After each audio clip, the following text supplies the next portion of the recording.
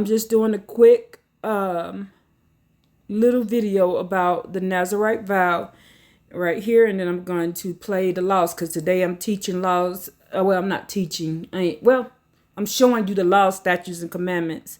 I'm doing a video about it. This will be what I'll be doing all day today. But as you see, the Most High Yah spoke to Moses, saying, "Speak to the children of Israel and say to them, a man or a woman who shall dissociate himself by taking a Nazirite vow shall abstain for this sake for a new and aged wine." Now let's go back and listen to this one more time.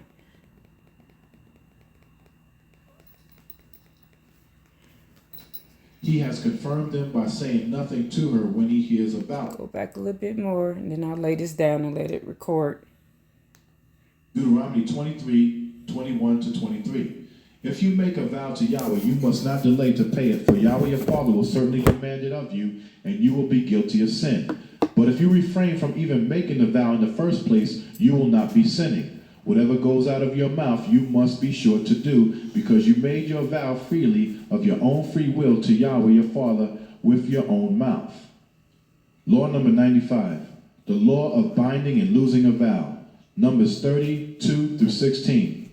When a man vows a vow to Yahweh or vows an oath to bind himself to some pledge, he shall not break his word. He must do everything he said he would do. When a young woman still living in her father's house vows a vow to Yahweh or vows an oath to bind herself to some pledge, and her father hears about her vow or pledge but says nothing to her, then all her vows and every pledge by which she has obligated herself will stand.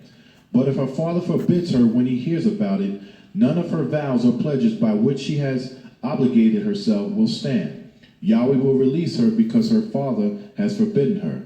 If she marries after she makes a vow or after she utters a rash promise by which she obligates herself, and her husband hears about it and says nothing to her, then her vows or the pledges by which she obligated herself will stand.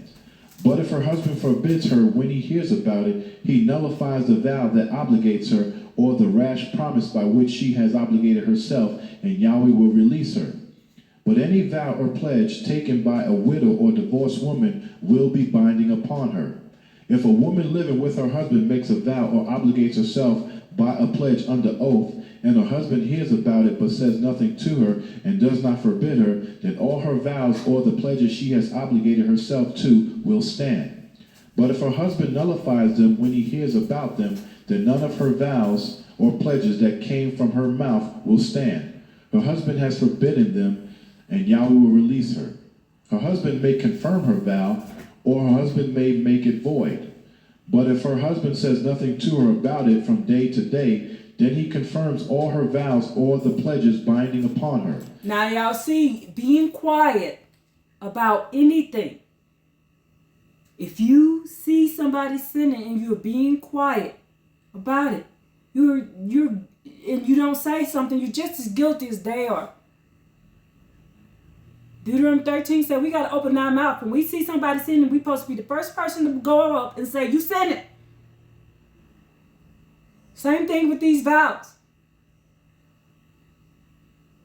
I made a vow to be a Nazirite, and I'm going to keep it.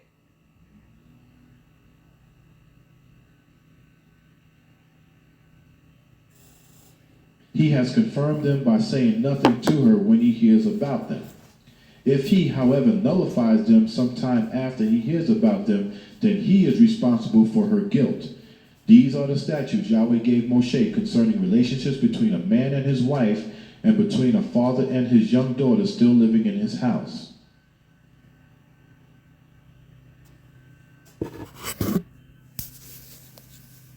Ritual purity.